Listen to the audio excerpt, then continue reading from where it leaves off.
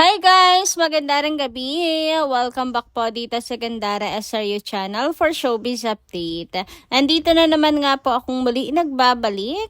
Ang nagmamaganda ninyo kachismosang Kim Pao, wala na pong iba. Ang lukaret na si Gandara SRU upang maghatid sa inyo ng latest update and fresh happenings patungkol kina Kim Chiu and Paolo Avellino. And para nga po sa gabing ito, ang mainit natin pag-uusapan ay another ayuda mula sa Kim Pao. Mukhang tuloy-tuloy na to Mukhang sinisimulan na talaga nila Kim and Paolo na magparamdam sa mga nauuhaw nilang mga fans sa ayuda nilang dalawa. Syempre, 'di ba? Medyo matagal-tagal din mula magparamdam sina Kim and Paolo. Pero bago po ang lahat sa mga hindi pa nakaka-subscribe sa ating channel, maaari lamang na pindutin po ninyo ang subscribe button natin at notification bell na riyan sa baba upang kayo ay maging updated at ma-notify tuwing may bago tayong chika at balita hinggil sa Kim Pao. Basta mga balita na may kinalaman kina Kim Chiu and Paolo Avellino, sagot na po natin yan. So, simulan nga natin ngayon po ang ating chikahan dito sa komento ni Ma'am Merlita Aurea Rodriguez. So, pag-usapan nga natin ang kanyang comment. Sabi niya rito, "Good AM Miss Gandara. Wala na tayo magagawa sa mga bashers na puro inggit ang nakadikit sa katawan." Yang mga nagsasabing bakit hindi na lang ipamagay, bakit? Wala ka bang pambili? Marunong ka pa kay Kim. Kung anong gusto niyang gawin, gamit niya yon, hindi iyo. Ipamigay mo yung sayo. Yun ang gusto ni Kim dahil alam niya na mas maraming matutulungang mga batang may sakit. Marami ding may hirap ang makikinabang. Ito mga pakailamerang inggiterang bashers ang nagmamarunong pa kay Kim. Bakit hindi kaya yung gamit mong ipamigay mo nang matuwa ang kaluluwa mo habang buhay ka pa? Nakatulong ka na, pakaelmerang palakak. So, ayan na nga yung pinupunto ko po hinggil sa pangbabatikos kay Chinita Princess na bakit hindi na lang daw ipamigay para makatulong pa sa mga nangangailangan. Grabe naman nga yun, or para sa nakatulong pa sa mga mahihirap. Grabe naman kasi hindi nag-iisip. Depende kasi yan sa tutulungan ni Chinita Princess. Paano kung ang tutulungan pala ni Chinita Princess ay matatanda? Masusuot ba nila yung damit ni Kimi? Or kung halimbawa mga bata, masusuot ba nila yung damit ni Kim? Hindi naman, di ba? At the same time, kung mga may sakit ang kanyang tutulungan para maipagamot, may pambabayad ba nung mga may sakit yung damit ni Chinita Princess? Hindi naman. Di ba? Kaya marahil mas pinili po niya na ibenta ito. Di ba?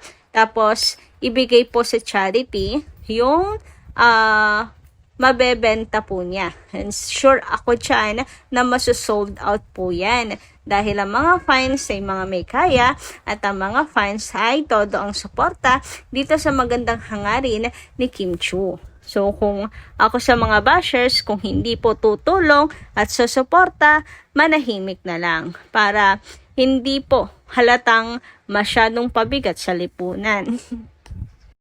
Ayan, nababackfire po tuloy sila. Hindi kasi sila nag-iisip, diba? Bago sana sila mangbatikos, sana pinag-isipan po nila ng mabuti, yung hindi po sila magmumukhang mga BOBO, mga mangmang. Sa ginagawa po nilang yan, sila na mismo ang nagda-down sa sarili nila. Diba? Nakikilala lang tuloy kung hanggang saan lang yung IQ nila. Anyway, dumako naman tayo sa comment ni Ma'am Corazon Reyes. Sabi niya dito, bagay nga sa charity. Reklamador pa. Ibang tao. Pera niya yon. Itutulong. Ayan, itutulong na at lahat. Basher kayo. Kayo ang tumulong kung gusto nyo. Mga siraulong walang magawa sa buhay kundi umalma sa mabubuting ginagawa ni Kimi. So, ayun na nga. Bakit hindi na lang din sila tumulong?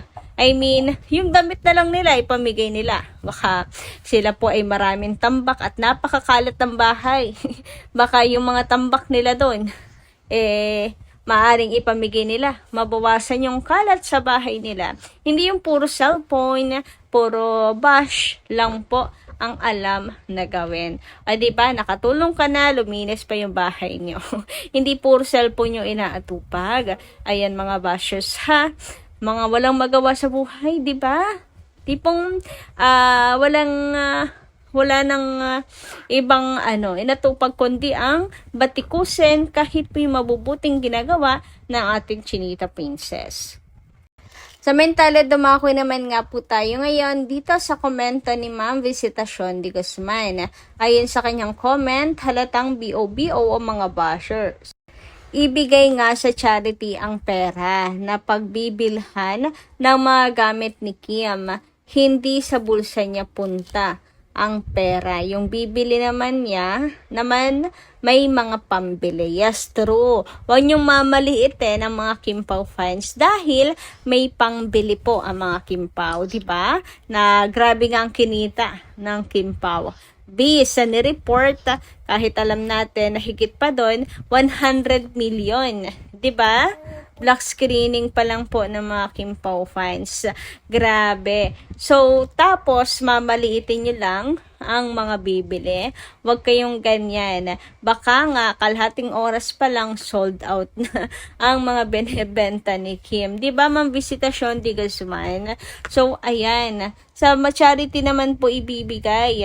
Kaya, makakatulong pa rin po si Chinita Princess.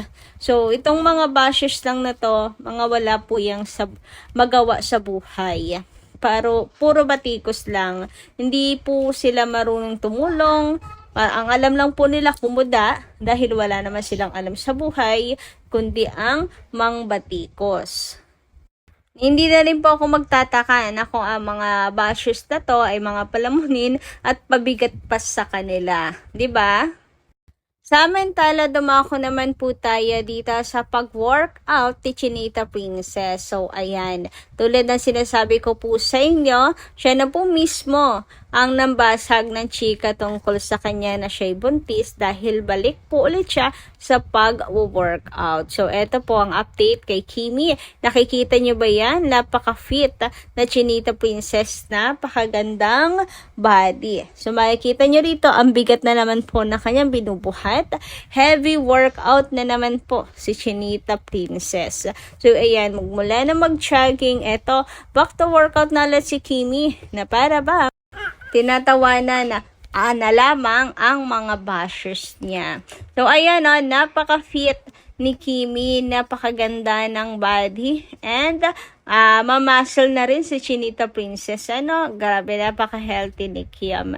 And eto, makikita nyo rito, no makeup look si Chinita Princess, as in, ayan no makeup, pero napakaganda. No makeup, no problem. Kasi Diyosa pa rin ang beauty ni Kimberly. Sabi nga ni Paula Avelino, diba, mas type po niya ang beauty ni Kim, lalo na kapag walang makeup. At ito yung patunay na yan.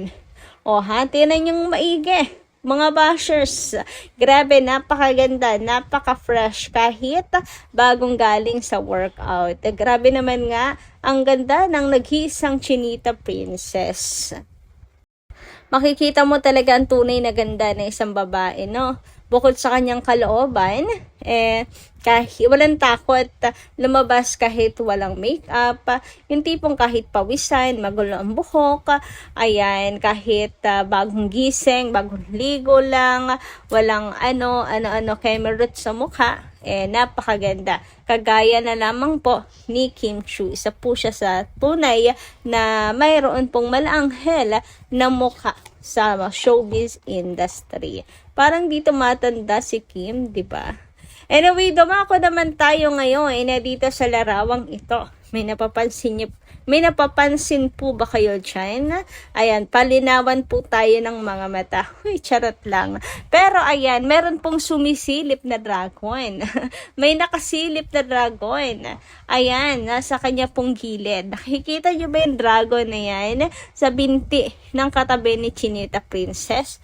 Huy, wala pong iba kundi si Paula Avelino yan.